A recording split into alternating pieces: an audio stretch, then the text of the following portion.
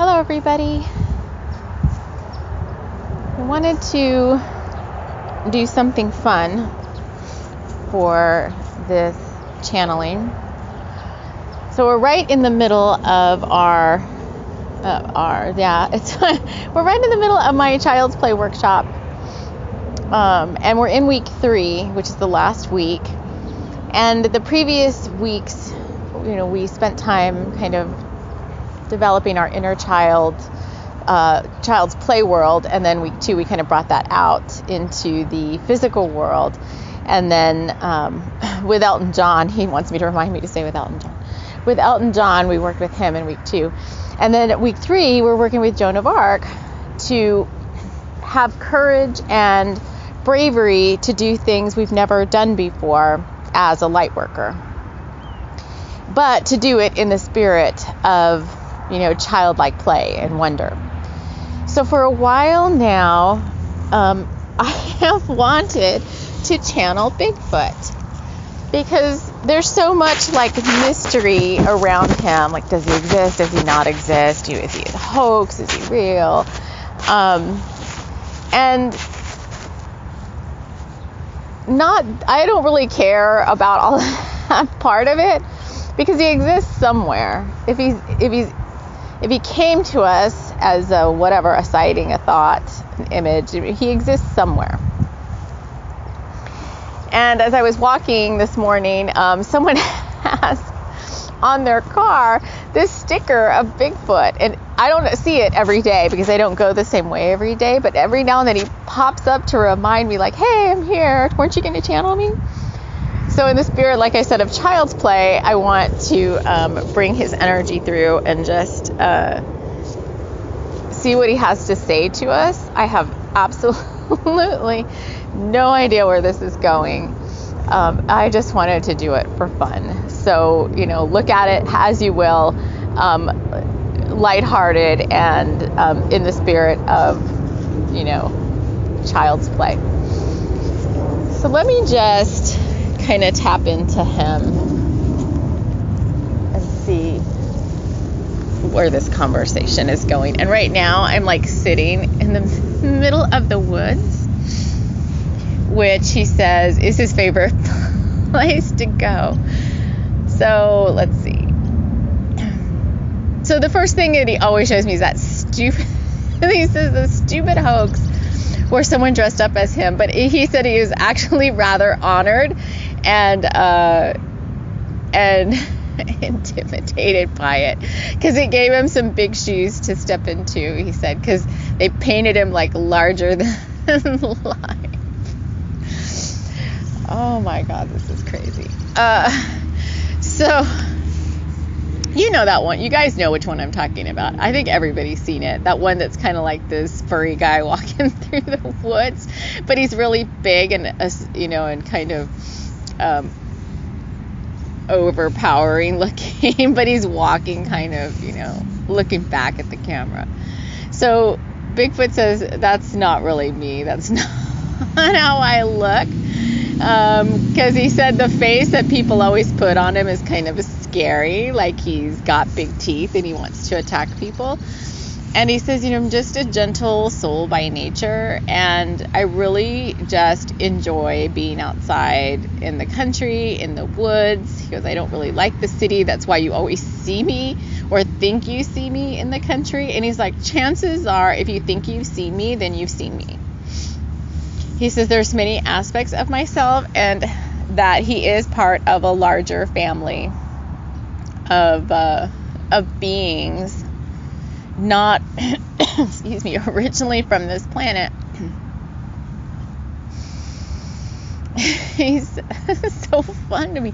So he says he came here as a stowaway in a spaceship from Arcturus, and he had been hearing so much from the Arcturians about this Earth project that he wanted to experience it. And he said they actually knew I was there, but they just kind of ignored me, and they let me kind of think I was hiding from them, because they really wanted to see what would happen in this instance. And they knew he wasn't harmful, there was no malevolence about him. He's just a playful creature. And he shows me like the Ewoks from Star Wars. He's like, I'm really more like that size. But the old wives' tales, he said, and the tall tales about me being, menacing kind of made me bigger than I really am. So he says, people really do see me, but I'm small, but in their mind, they're like, oh, it's Bigfoot. And then I appear in their mind's eye as like bigger than I really am. So I said, I'm asking him, like, what does he think now about Earth and with this experience? And, what is does he have a purpose, or is it simply just to enjoy our planet? So he's like, I really had no purpose in coming here other than to, quote unquote, touch down. He goes, and I got off the spaceship right away. And it wasn't a physical spaceship. He said it was more like an etheric spaceship. And that he was more etheric in nature. But he got denser in form as he came into the planet's atmosphere. And then thus became more like a regular, he said, citizen of the planet, where he got more of a like physical body. So he goes, and then I started to roam the woods of your American countryside. So I'm like, well, how long have you been here? How long have you been here? So he says many hundreds of years. Before the Americas were colonized, he said he was here. He said the natives knew of him, but they were more reverent about him. They just kind of left him alone, and they saw him more as like part of the Cape Bear clan. And he said they actually drew him in some of the drawings that you see, cave dwelling drawings. He says that you think our bears were really. God, he's cracking me up. We're really me walking on all fours, trying to be like a bear, because bears were grizzly bears, he said, were so interesting to him that he really wanted to see what that was like. So he said he kind of took on the form of a bear for a while. And he's like, think Ewok again. We're small. We're not menacing or ferocious. We're tiny. And he said, I really liked being a bear, but obviously he was more independent. Like, he wasn't so. Oh my God, this is insane. So he comes across as a masculine energy, and he's like, I was really more of kind of like a singular bear. Like, I wasn't interested in starting a family, and I just kind of wanted to roam the planet and enjoy our atmosphere, because he says like Arcturus was different, it was more etheric, and he's like, while it was beautiful and exciting and fun, he's like, I just fell in love with your planet and I wanted to stay. And there's something about the trees that keeps him there in the woods. They just feel like home to him in a way that he can't really explain to us in words. And he's like, Tammy, if you want to do some Bigfoot light language, oh my God, I'll share with you all in light language the feeling that it feels like to be at home amongst the trees. Because he said he knows that humans love being in the trees because he sees them out there all the time. And he says when he sees them out there, that they just look so peaceful and restful and at home themselves, and he just knows there's just something about the trees. So he's like, okay, if you feel like it, he's like, come on, that's your, he's like, you're putting this on your YouTube light language channel, and you're not going to tell people that there's not going to be any light language in this channel. Oh my God, this is so funny. He just keeps saying it because he's kind of humorous.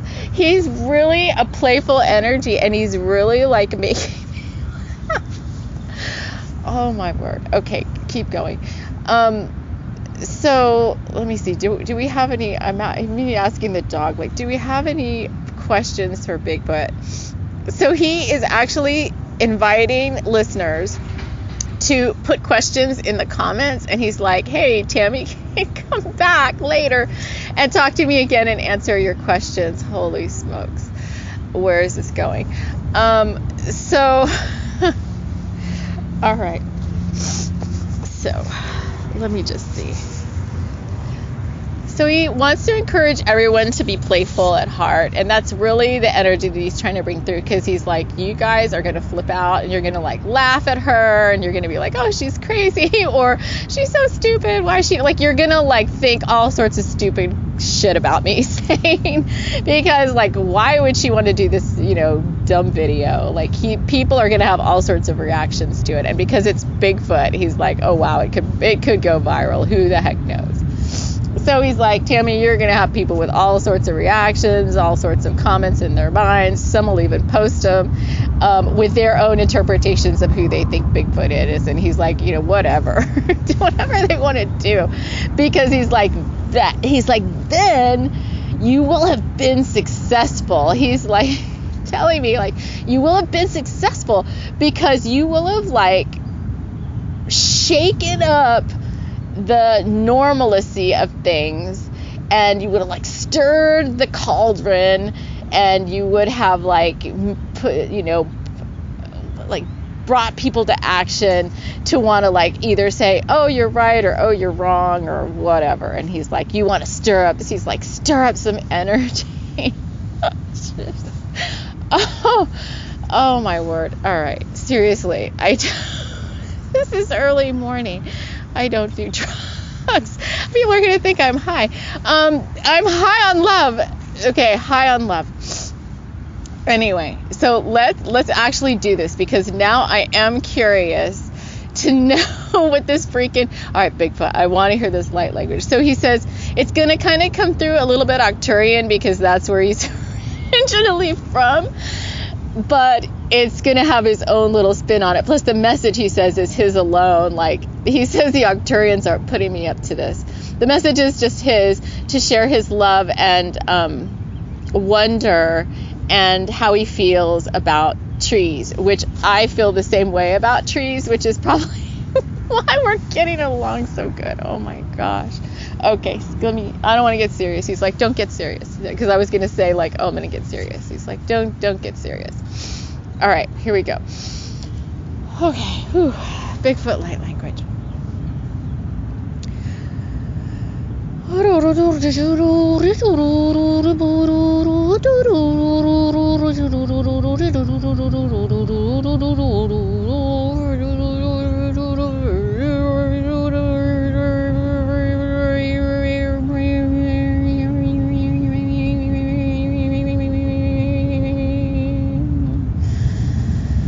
So he's showing me a tree. He's like hugging it.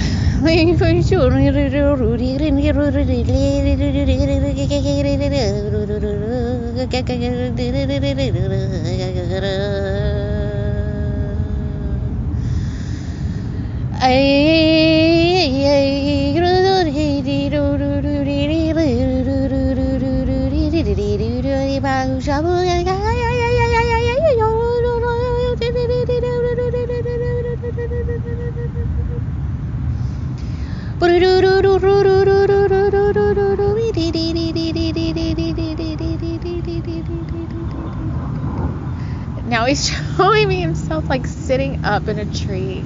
Oh my god. He's like, just go watch that Star Wars Ewok episode where they're like all in the trees. He's like, and you're gonna know what this feels like.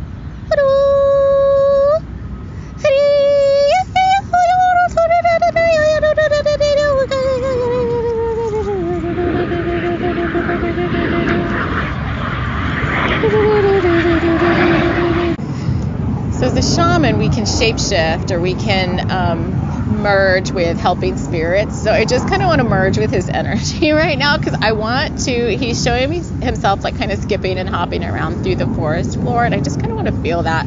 So you can imagine yourself like that too if you want. It's so funny.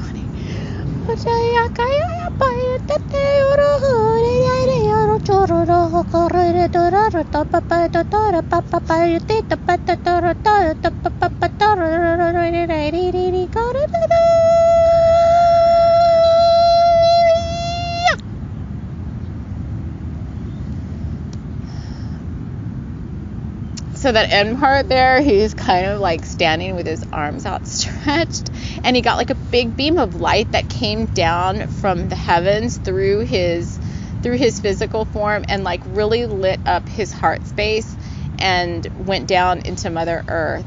And he says that's how he charges his energy. Like he calls on mainly the sun, often the moon, to charge his energy. So he's like, you can do that too. That's how you can activate your sacred heart. So the other thing I do want to ask him before I sign off, and please forgive these planes because I try to like pause them, and I don't edit them out, but I try to pause when I hear them coming, but I just can't escape planes where I'm at. They're just all over. So if I waited for there not to be a plane, you'd never get a video from me.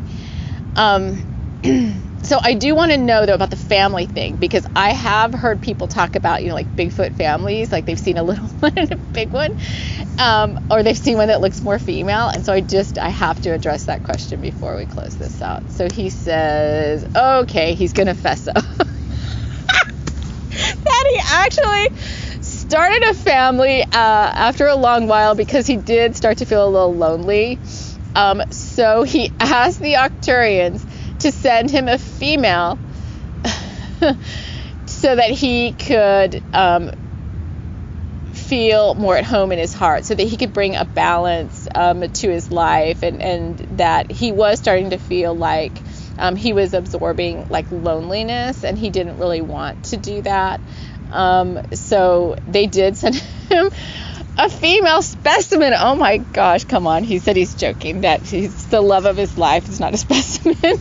And there is like a family. He said there's actually a little clan. So he is calling it like how the American Indians called it, Clan of the Cape Bear. He really is saying that there is like a little clan of us creatures, he says. But we can make ourselves more etheric if we want to, because he doesn't want media attention and all that stuff. He just want to be peaceful in the forest. You don't want to be like ridiculed or followed or hunted, all that silly stuff that people start to do.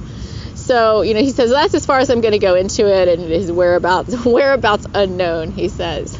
Whereabouts unknown, because if we actually say his whereabouts, he's like, all sorts of people are going to start going there to look for me, and he's like, no, I don't want all that BS.